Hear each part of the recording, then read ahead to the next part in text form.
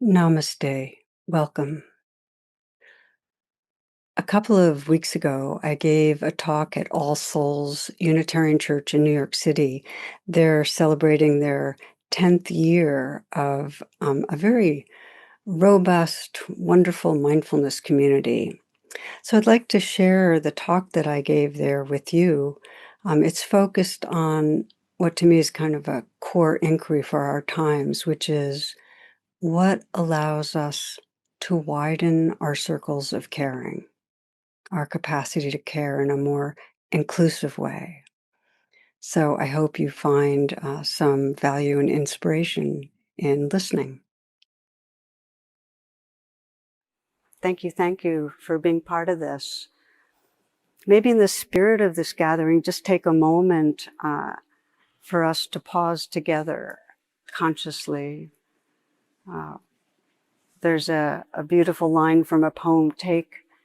Just sense the forest of your life, the dense forest of your life, and take a pause to arrive right here and now.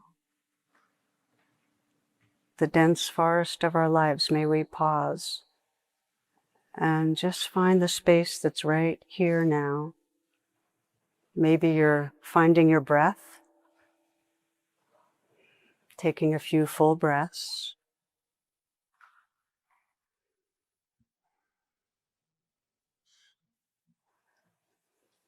Maybe listening to your heart. We don't often listen inwardly. Just listen and notice the state of your heart in this moment.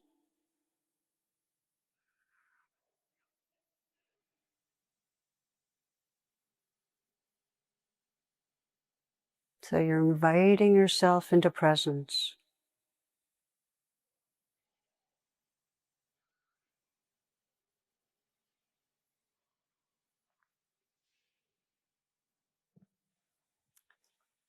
And if your eyes are closed, as you're ready, opening your eyes. So I actually have a title for this kind of gathering or event, which is widening the circles, awakening our capacity to care in widening circles. And I'll start with a tiny little brief anecdote, which is a little girl asks her mother, how did the human race appear? And the mother said, well, God made Adam and Eve, and they had children, and all mankind was made. And then she asked her father the same question. And he said, well, many years ago, there were monkeys, and human race evolved out of monkeys. She's very confused. She goes back to her mother and says, how is it possible you told me the human race came from God, and Dad said that we developed from monkeys? And she said, very simple, my dear. He told you about his side of the family, and I told you about mine.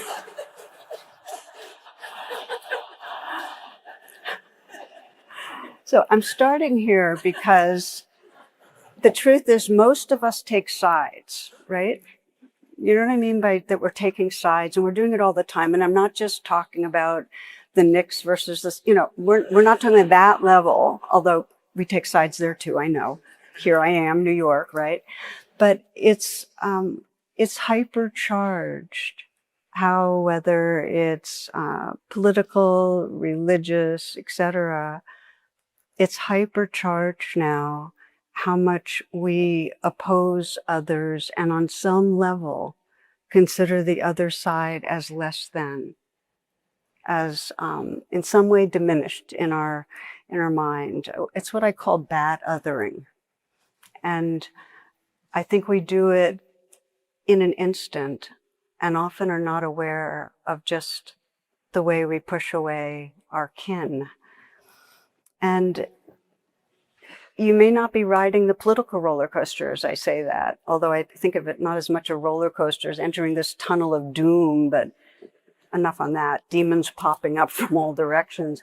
But even if it's not political, when we're stressed, and we're in a stressed world, we tend to other, we tend to blame and resent and create separations. It's really the grounds of all war, that when we get fearful, we do that. And right now, because there's so many existential crises that our nervous, even if we're not even paying attention to the news, our nervous systems pick it up, right? I mean, that this earth is struggling, that so many people on the planet are having to migrate. And then it's really close in the amount of pain and struggle. So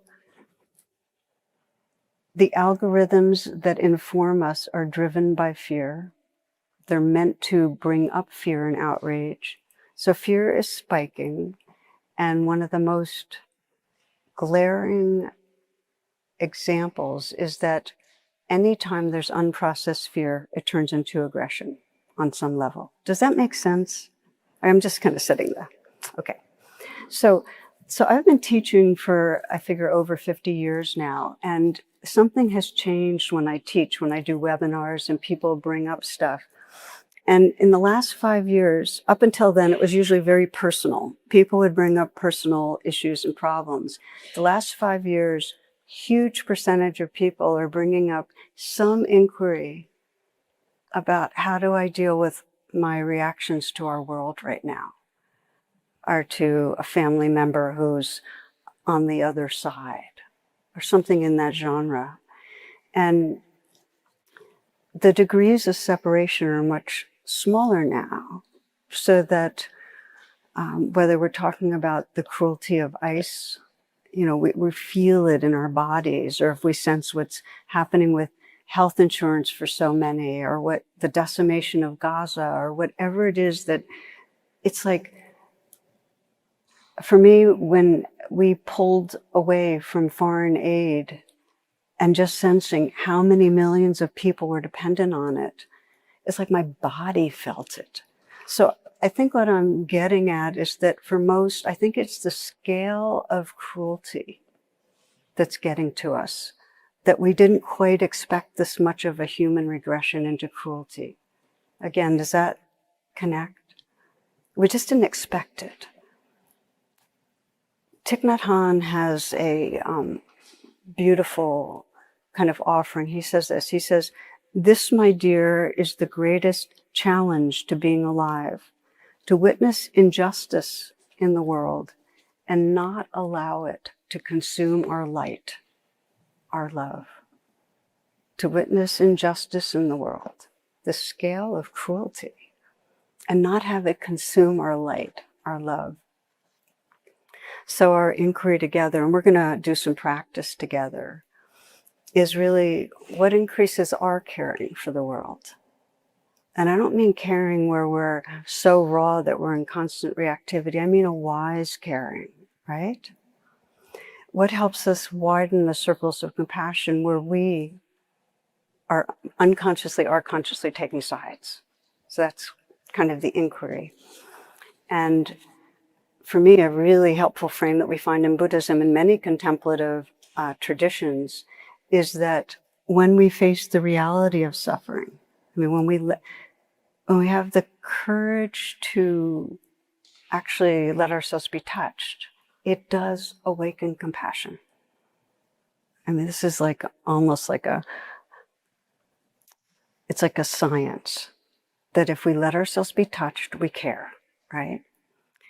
And so a lot of the training is to let ourselves be touched, but touched in a way that we have enough space so we don't get super contracted. So this is where we're going to explore a bit. But again, the teaching is that whether it's individual or societal, when we start opening to suffering, that very suffering can give rise to a deeper and more fresh intelligence, more inclusive caring. And I know we can see it in our personal life. I've worked with so many who, whether it was a devastating divorce or the cancer diagnosis or the incredible angst of having a child struggling in some way, that going through the intensity of that just tenderizes us. We're more awake. There's more soul. There's more spirit. And I see it in the world right now. And I suspect you do too, that people are stepping forward in a fresh way because of the scale of cruelty. right? And I think of, I'm very involved with some activists who are working with Israelis and Palestinians. And one of them who was helping some Palestinian farmers on the West Bank got really badly beaten up. And a lot of us sent messages and, you know, sending you hugs and love. And he wrote to us, he said, my spirit is good. I got more hugs than fists, you know, which is, I think of those in Minneapolis, and I've taken to, I love the phrase neighborliness.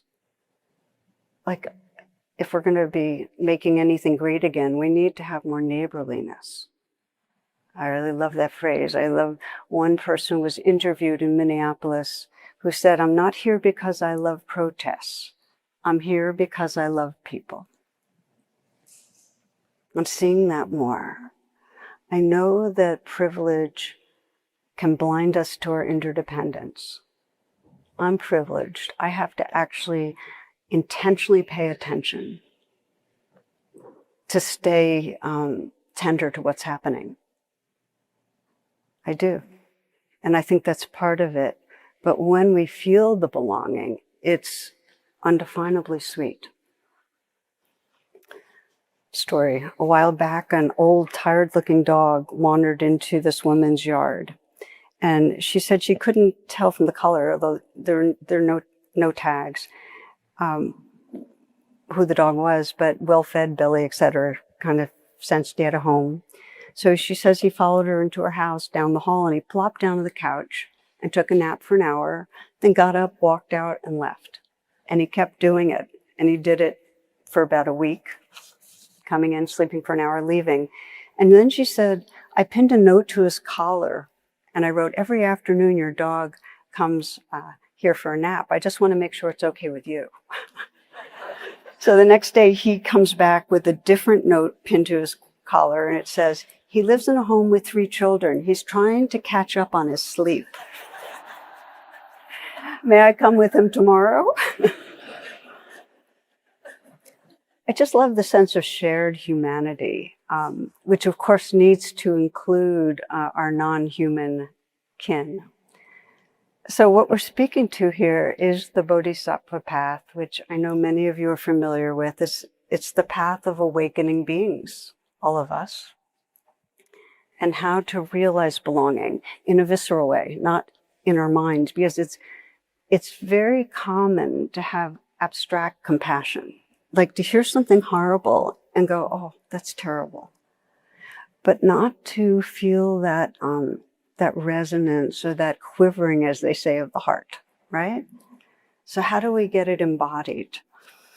And it feels like it does take an active practice, an intentional practice that nurtures it. And when I think of all the great spiritual leaders who we all know of, whether it was Gandhi, who said he prayed, he took a day a week off for prayer, right?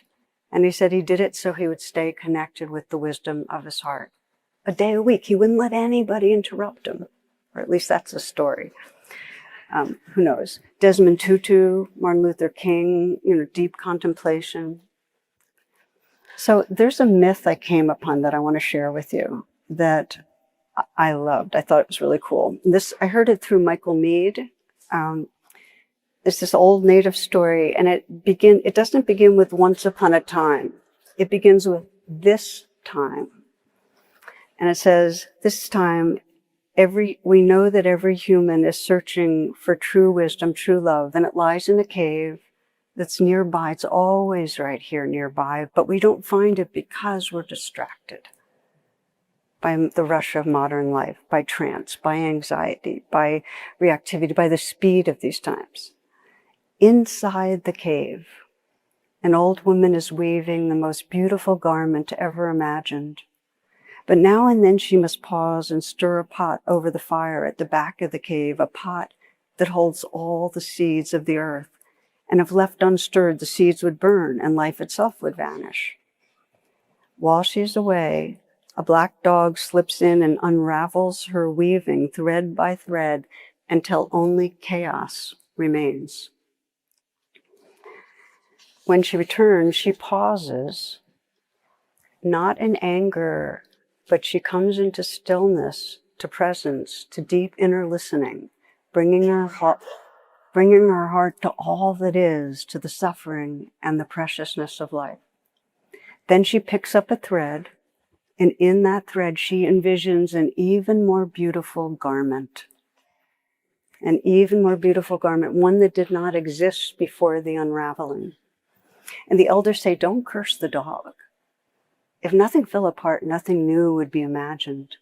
The old woman is the world dreaming force itself. Creativity, imagination that arises in each of us when we're living in presence. The imagination that expresses the loving awareness that's our source.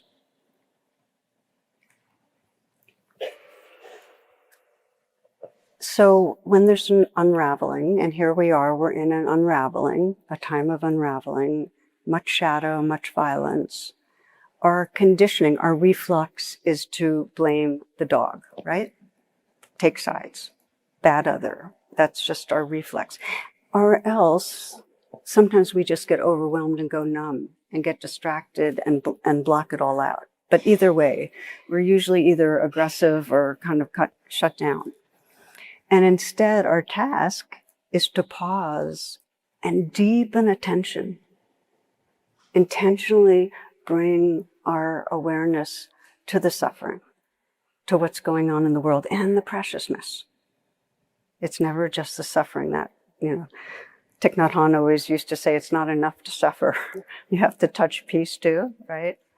So we bring our attention that way and let ourselves be touched, let ourselves care, and then imagine together, what's the world we want to create? So I'm sharing that because I think it's, as myths go, it's one of the most kind of elegant and timely and deep and just seems to sit well. And we're going to explore this. We're going to practice with it.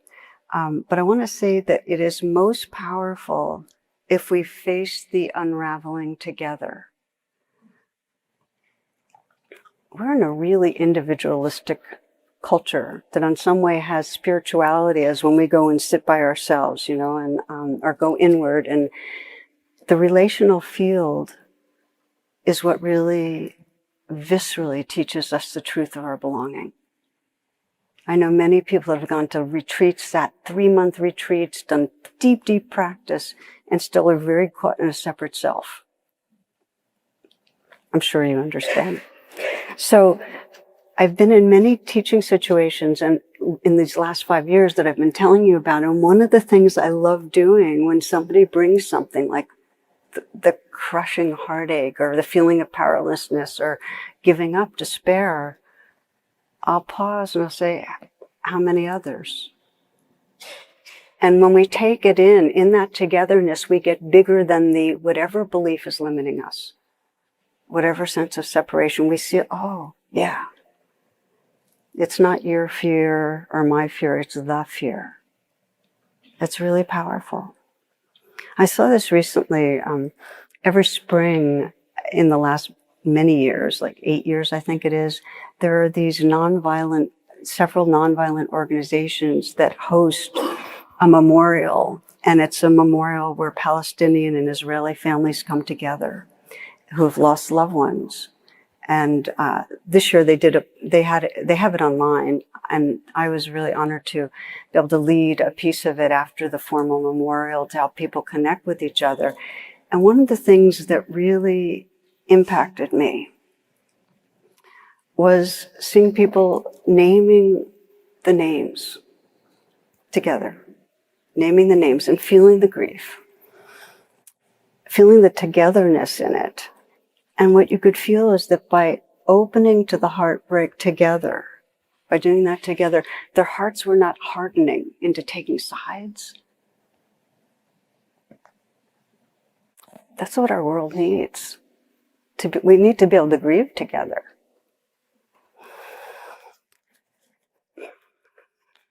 So, like the old woman in the cave, The idea is to be able to pause and open together or within ourselves so that we can creatively imagine and help create a better world. And I want to deepen a little bit of time on the word imagination because it's an amazingly potent capacity in spiritual awakening. And it's not always understood as that. And of course, I'm not talking about any old imagination. Like, in one story, a son says to his mom, "Hey, Mama, imagine and pretend that you're surrounded by 8 hungry tigers. What would you do?" And she said, "I don't know." And he said, "Stop imagining." So the truth is that a lot of our imagination is in service of fear. We're fixating a lot on what can go wrong and what's wrong with us, and we're tensing against the future. It's like my father's favorite joke, and this will show you the age, is a woman sends her son a telegram, and it says, "Start worrying, details to follow." So the imagination that arises from presence is a superpower. It's a superpower. It shaped every leap in human development, from fire to language to civil rights to quantum physics. This is Bill Hooks. She says, "Imagination creates the future. It is not a passive mirror. It is a tool of transformation."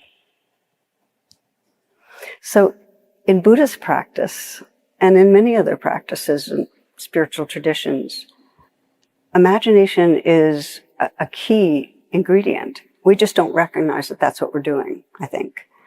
Because when I talk about it, first people go imagination, but then they see it. Oh, what about the compassion practice? Well, yeah, I'm having to imagine. Well, what about loving kindness? Well, what about a big mind? It all requires imagining what is not explicit and then bringing it into manifestation.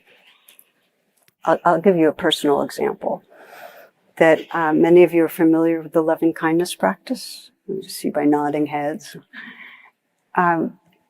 I do a non-traditional loving kindness practice every day. I've been doing this for quite a while, where I'll bring to mind somebody and I'll imagine looking into their eyes and seeing them and seeing what I love, and imagine kissing them on the brow. And then I'll imagine them in some way kissing me on the brow or loving me back. And all the separation dissolves. There's just a field of who we are. And I'll do that with everybody in my family and widen the circles. And I did it with you all today in a kind of more generic way, but it got me really relaxed, and excited to see you. It's very, very powerful. And for me, it's just a way of literally in an embodied way, opening to loving. Using that imagining. So we can do it in a lot of ways to evolve consciousness, and we're going to practice using imagination. And there's 2 different ways that are key if we want to widen the circles of compassion.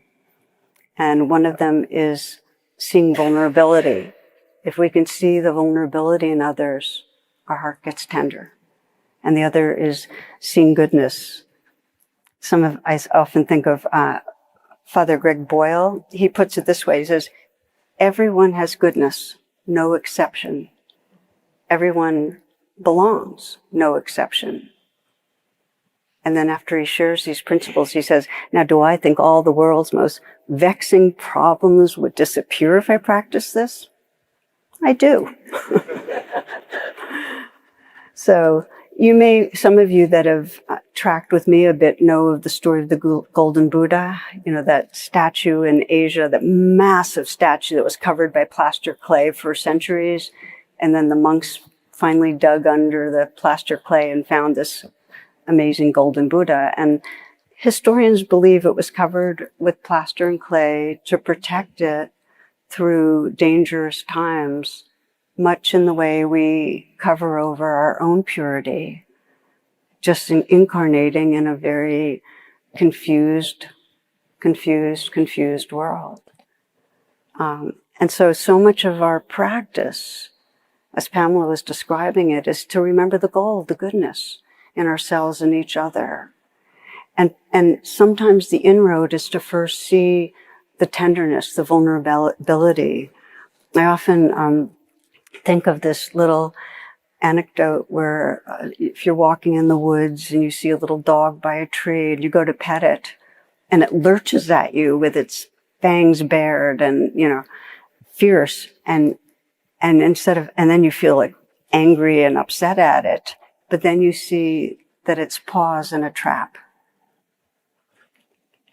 In an instant, you go from bad othering to caring.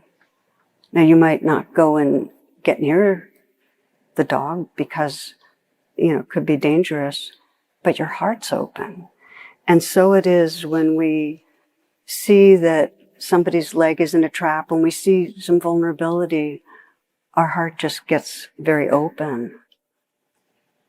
I sometimes think of this story about this army lieutenant. There was a time, I don't know if it's still happening, when mindfulness was being taught in a lot of programs in the army. And he was forced to take an anger management program because of his anger, and a big piece of it was mindfulness. So there he is learning mindfulness, learning how to see what's going on and be present.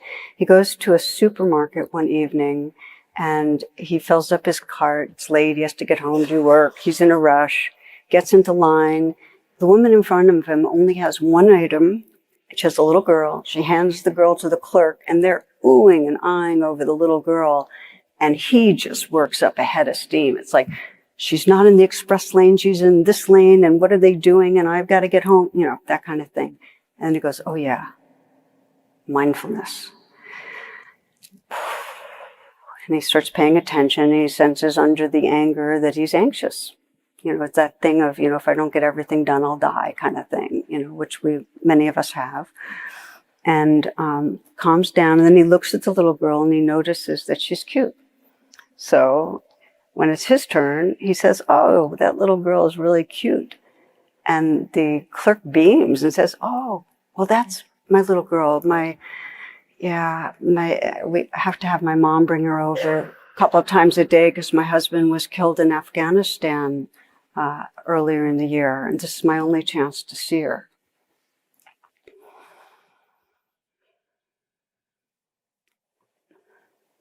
So not everyone we meet is struggling in the deepest ways, but everybody's struggling hard, right?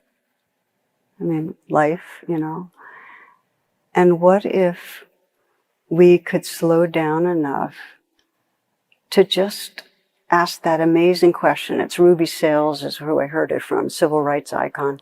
She says, where does it hurt?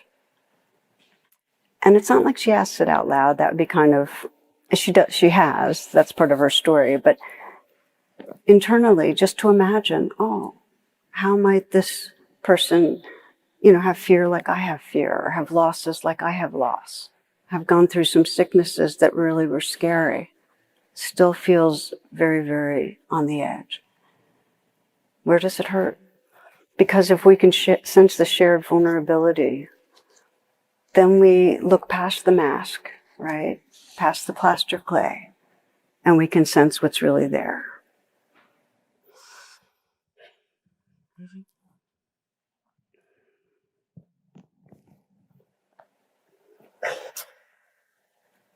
For me, it takes real practice to look. Like I've had to train myself to slow down and look. Van Jones, commentator, CNN commentator, and he's also one of these people who has really been working to not have people take sides so much, in their heart to kind of dehumanize. He did this beautiful thing. He brought together these families from West Virginia, families and professionals who were struggling with the opiate crisis in West Virginia. And he brought them together with a group from South Central LA, struggling with crack epidemic, see what they could learn from each other, really different cultures and races and politics. This was right when the first round of Trump. hugely different cultures. And so what could they find out and learn from each other? And at first there was a huge edginess and tension in the group. They were together for a week. And it's really a red, blue, whatever. He asked them each to bring pictures of loved ones that they had lost in the epidemic. And so at one point, they all brought out their photos and they milled around and they shared with each other and talked about the person and what the person meant to them. One man said, "This is my son, and the last thing I said to him was, you got yourself into this, you get yourself out."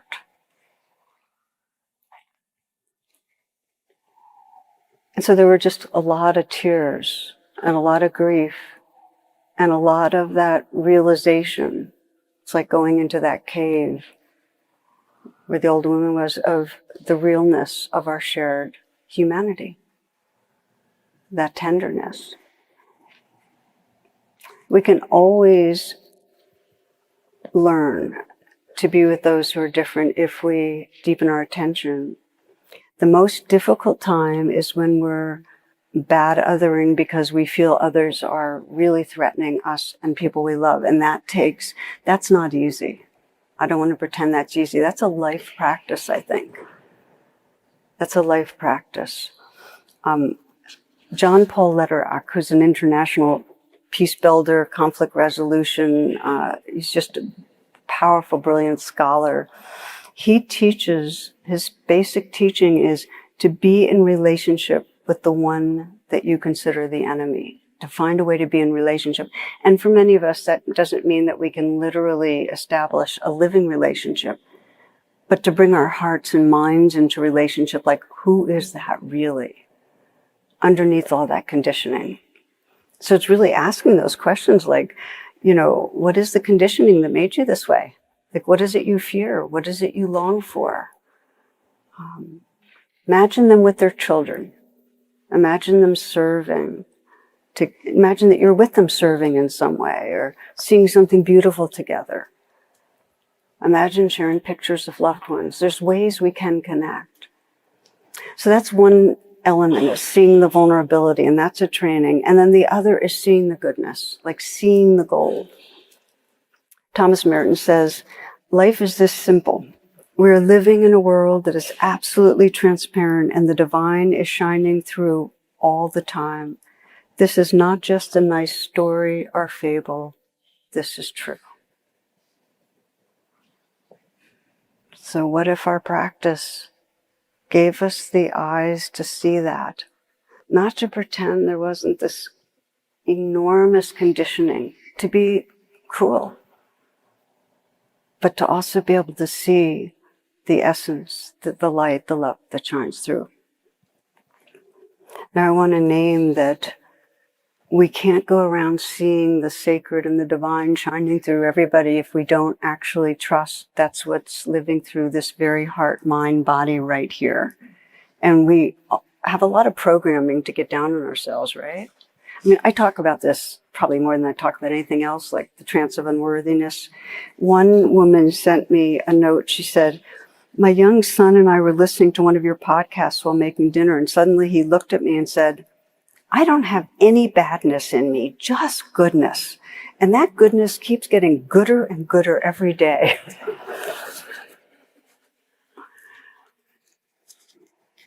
Okay, so since I'm talking a lot about humans, here's a dog and a cat.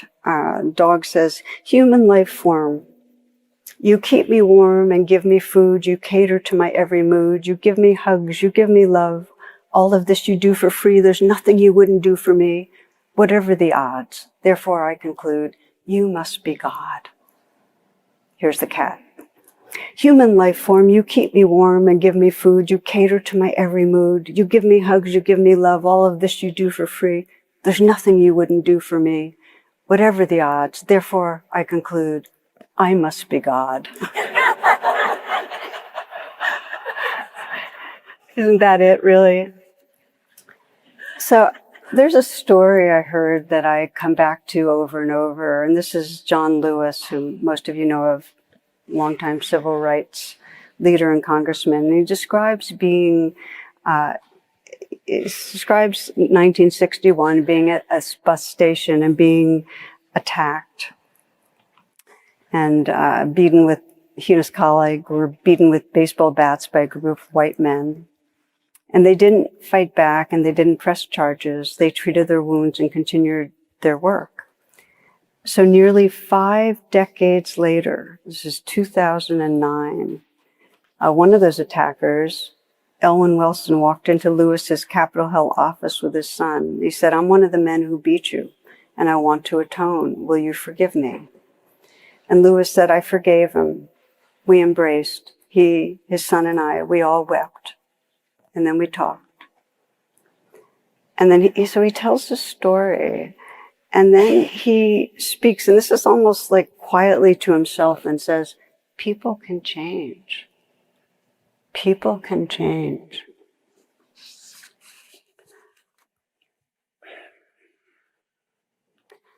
And that brings up a kind of, in me, kind of tears and hope that, I mean, it feels like so profound if we move through the world, and not that everybody can change this lifetime in the way we wish we could, but the transformation is the nature of things.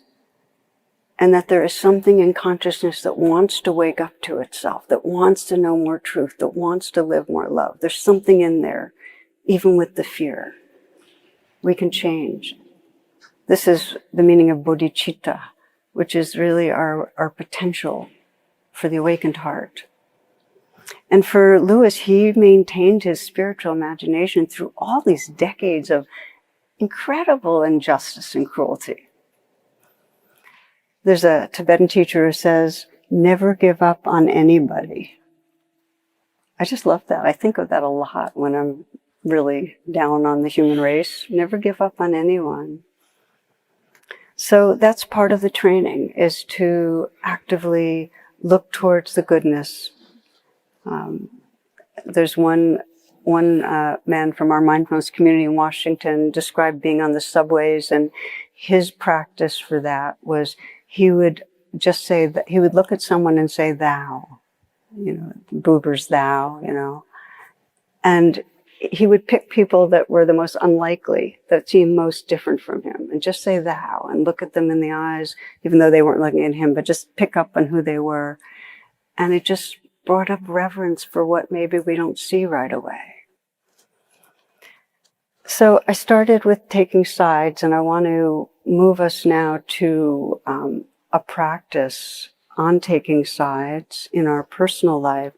But maybe the last thing I'll speak to is that it really helps that every human feels their imperfection on some level, no matter how much bravado and grandiosity. There's a deep vulnerability in everyone. Everyone wants to feel belonging on some level. It's wired into our DNA. Everyone. There's a story that Scott McClanahan tells of a man who left home after an ugly fight with his parents, and he stayed away for many years, some of which he spent in jail. When he was released, he wrote to his parents saying he'd be coming home, and he gave the dates, and he asked if they wanted to see him, and if they weren't ashamed and angry about what happened, to put a blanket on a clothesline, just to give him a signal that they were willing to see him. So on the appointed day, he gets off the train, he becomes anxious and starts having doubts that they want to see him. And the doubts grow, and he's about to turn around because he's thinking of the horrible words that were exchanged and so on. But then he sees a blanket in a tree. And then he sees another. And as the house comes into sight, he sees the clothesline are covered with blankets. The yard was covered in blankets. The house was covered in blankets, and his parents were standing there welcoming him inside.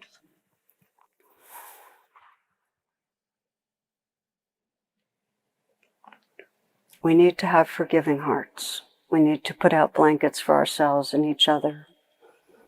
So let's practice, friends. And maybe as a way to begin practicing, first Let's rise to our collective feet. And I invite you to take a moment to pay attention to your body and just move your body in whatever ways will help you fully be in your body, relaxed and awake. So just take a moment to move.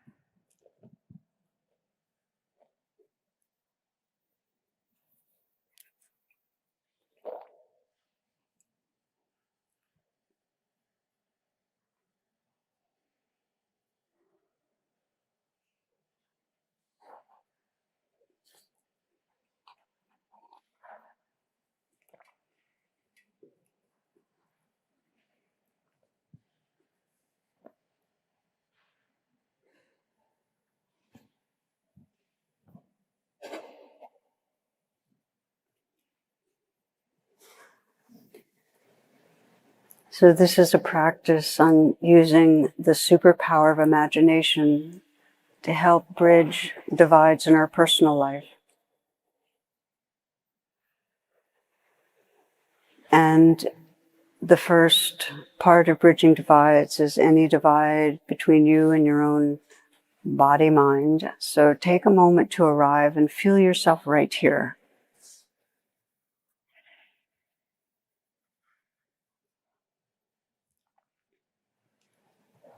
We can breathe together, taking a nice, long, deep in-breath. And a slow out breath, slow enough so you can feel the sensations of the breath as they leave the nostrils. And another nice, long, deep in-breath. Slow out breath, releasing, relaxing outward, letting go. Inhale again. Hold for a moment. Slow out breath, relaxing down the length of your body, letting go, letting go. And then as your breath resumes in its natural rhythm, just sense yourself observing and feeling the breath, noticing the quality of presence that's here.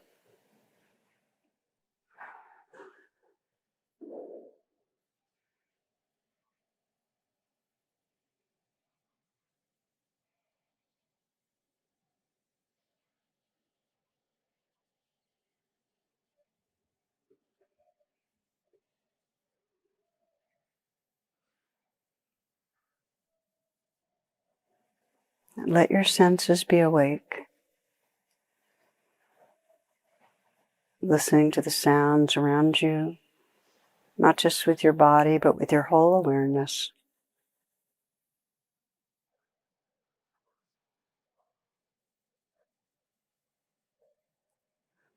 Listening to and feeling the aliveness that's here.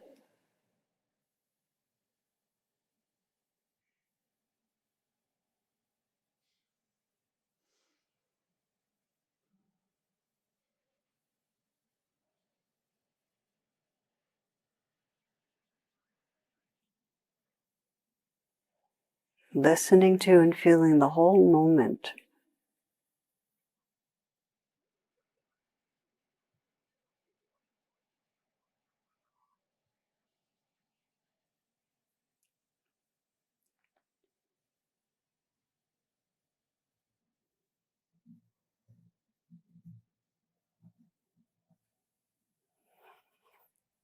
And now scanning your life, and just notice if there's someone who matters to you, where there's conflict, distance, resentment, not trauma.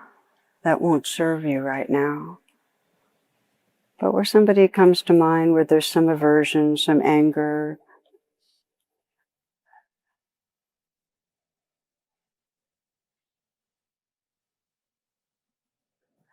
a feeling of separation. It might be around some ongoing, recurrent pattern or behavior.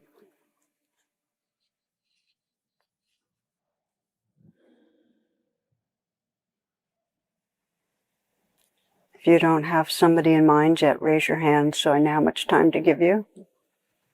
Okay. And sense your intention.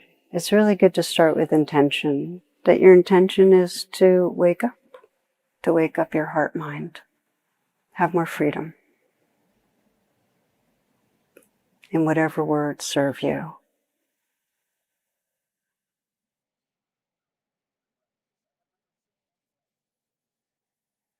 And then scan for a particular wrongdoing or a particular incident that exemplifies what creates the separation.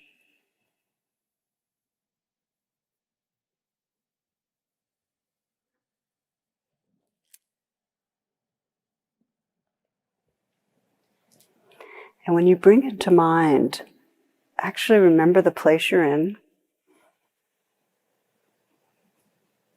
So you get the visuals of the place and bring the person, the image of the person close in, the sound of their voice. Sense what's going on.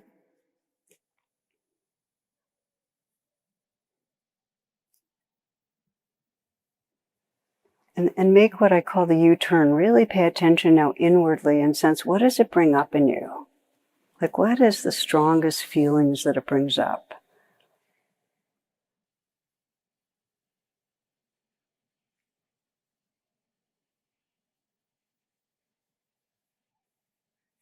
So as you make this U-turn and pay attention inwardly, just begin by naming whatever has come up. It might be anger, blame, judgment, fear.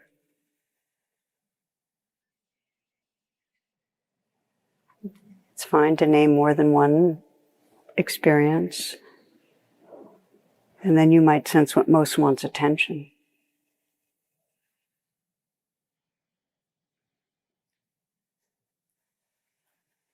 In the rain practice, that's called recognizing. The next part of rain's allow. Let it be there.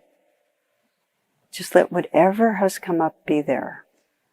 So in some way you're saying, okay, this belongs. This is like a wave in the ocean. It's part of what's happening. So you're not adding judgment. You're not trying to fix it. You're not trying to ignore it. Letting be. So if it's anger, just letting it be. Blame, let it be. And that allows you to investigate, to bring a deeper presence. And you might ask yourself, what am I believing about the person, about what's going on? Maybe you're believing that in some way you're not being respected, you're not being seen, you're not being cared about, that they're demanding too much. But sense, what's the worst part?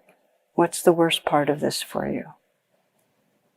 What's the most disturbing or hurtful or frightening part of this?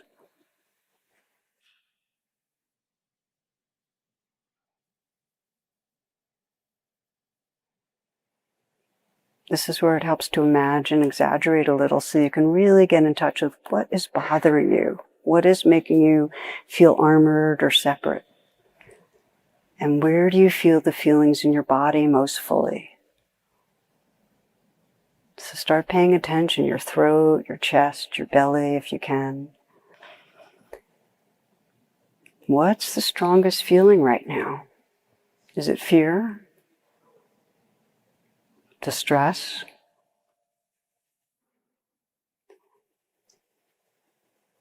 If you want to explore imagination, let your face take the expression of what you're feeling. Let your face take the expression of what you're feeling, and even your body posture.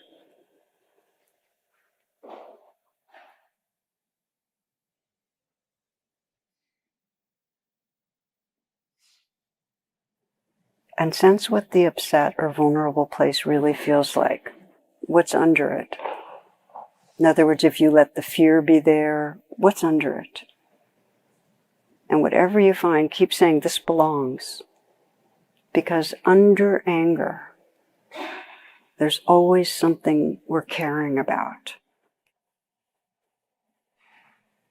We're wanting to feel safe or loved, understood, respected.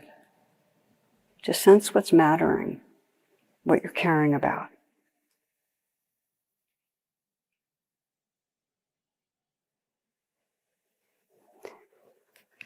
And you might put your hand on your heart and just explore this, that you're beginning to nurture, which is to offer care inwardly. You can put your hand on your cheek, on your belly, it doesn't matter, but just in some way contact your own being. And just honor what's here. Hold with compassion. You might imagine your spiritual heart's nurturing your human heart. And sense what message will most be healing. What is most needed?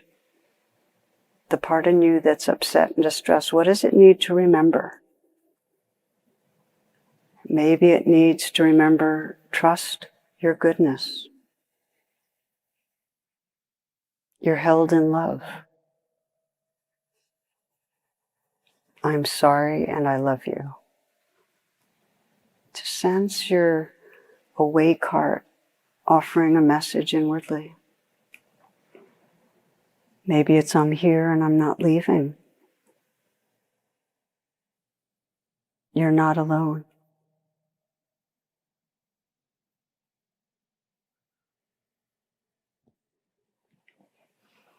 In addition to offering a message, imagine and sense warmth, light, goodness bathing you, bathing that place in you. So you're held by the universe, held by the awakened heart of the universe. Just imagine it. Warmth, light, bathing the most vulnerable place inside you.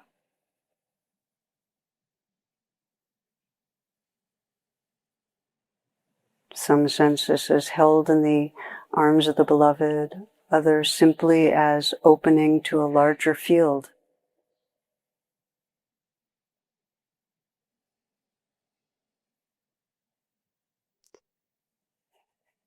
Now simply sense the quality of presence that's here.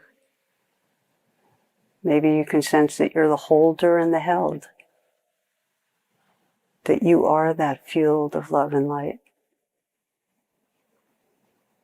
that you're in touch and belong to more than that small self that was reactive. And from that larger presence, begin to bring to mind more closely the other person. And just notice the actions of the other person.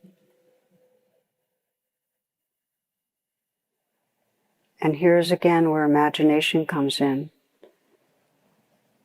Sense, as you deepen attention to them, what do you imagine they're feeling? How is their leg in a trap? You might ask, where does it hurt?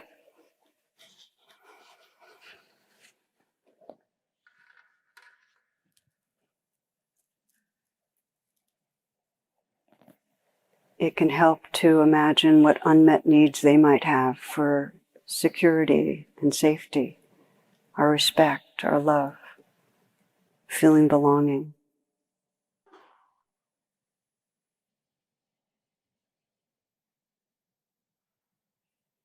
Maybe with you, you can imagine what were they hoping for that didn't happen.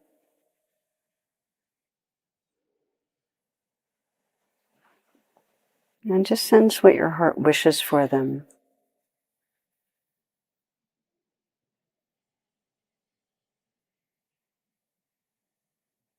You can use your imagination, like the woman in the cave, to sense who they are when their needs are met, when they're released from the trap, when they feel truly loved?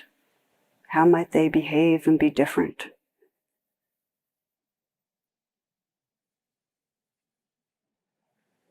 Sensing behind the mask the gold, the awareness, the sentience, the heart, the basic goodness that's free to shine through when they're not feeling scared or hurt.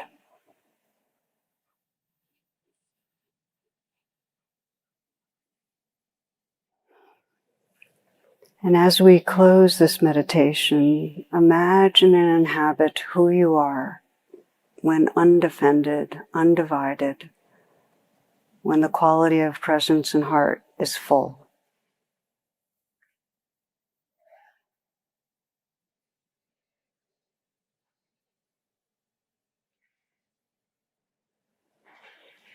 You might sense, what is love asking here? What creative choices might open as you move forward with this person?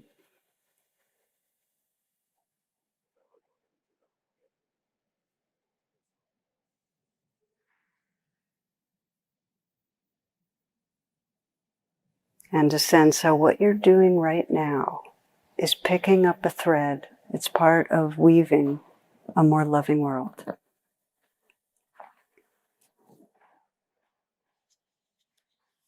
We're going to do a little closing together. So you might just find a place, a meditative kind of posture.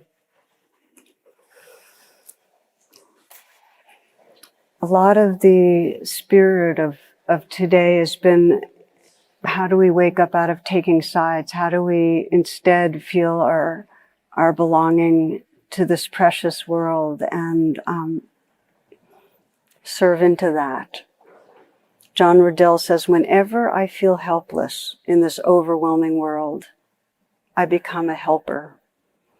Oh, my love, on the days when it feels like I have no power, I serve others. You see, whenever I wash the world's feet, my hands immediately stop shaking. Whenever I wash the world's feet, my hands immediately stop shaking.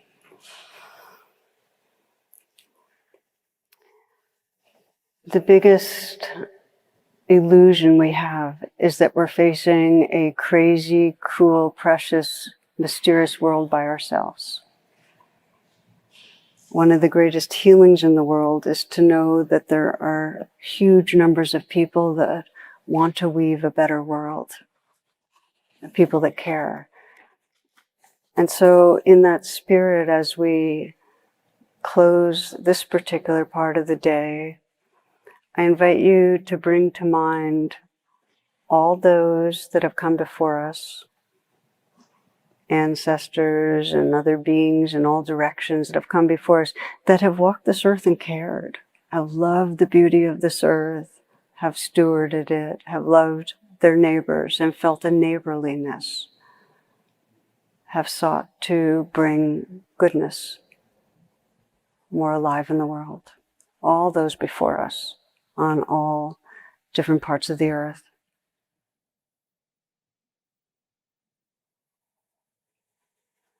All of those in the future, our descendants, our grandchildren's grandchildren, who may be able to hold hands better than some of us with others. All those in the future who will seek, like the woman in the cave, to keep weaving goodness, waking up goodness, letting it manifest in this precious world. And all those now, all those sitting here, all those who've joined us online, all those in widening circles everywhere who are caring, whose hearts get broken by this suffering and hearts light up by the sense of our belonging. All those through all times, past, present, and future. This field we belong to of loving presence that we always belong to, that's always, always here, now, forever.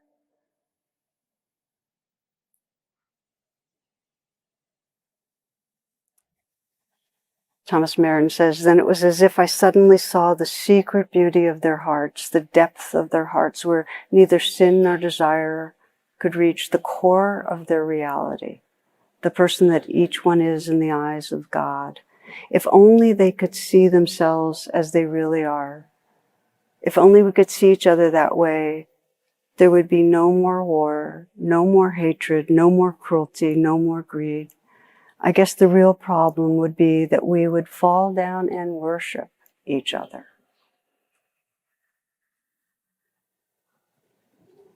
So we close in prayer that these hearts and minds may awaken in widening circles to include all beings everywhere, that all beings may awaken, that there may be a growing peace, justice, love, and freedom. May all beings everywhere awaken and be free. Blessings. Namaste. Thank you.